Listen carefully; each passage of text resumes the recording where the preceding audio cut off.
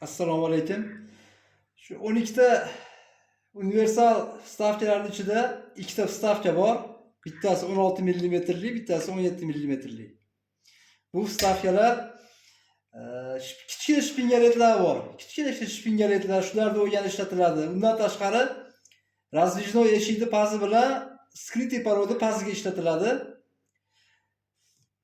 Biz o'zi mana 12-16 millimetrli tig' ishlatardik. Endi bu pazlarni ochish uchun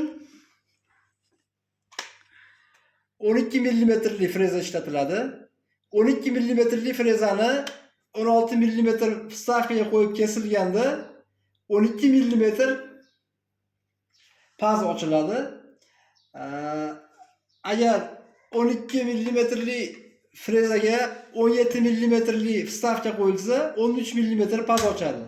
Demak 12 millimetr razdvijnoy eshikni pazi 17 millimetrli skrytый parodi pazi bo'ladi.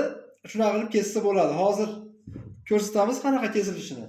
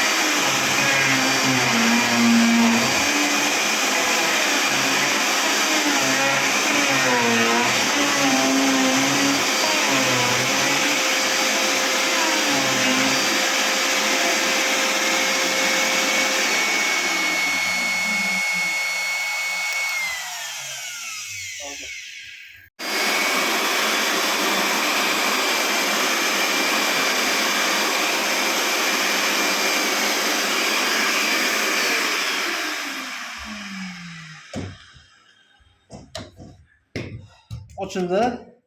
Shu usulda ochib, pastgacha 2 marta tushirsa to'liq ochiladi. Tepasini ham ochsa bo'ladi. Uning uchun shunday qotirsa ham bo'ladi buni.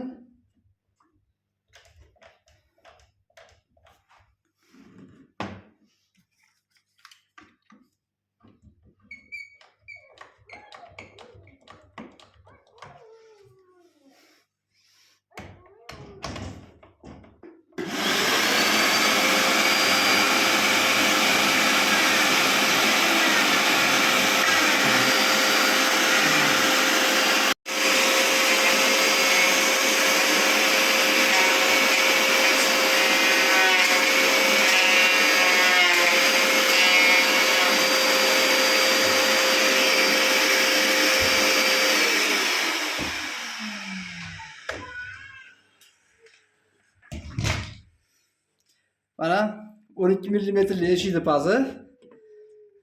Endi 13 millimetrga 17 ni qo'yamiz. Skrytый parodga ham shunaqa qilib paz ochsa bo'ladi, oson bo'ladi.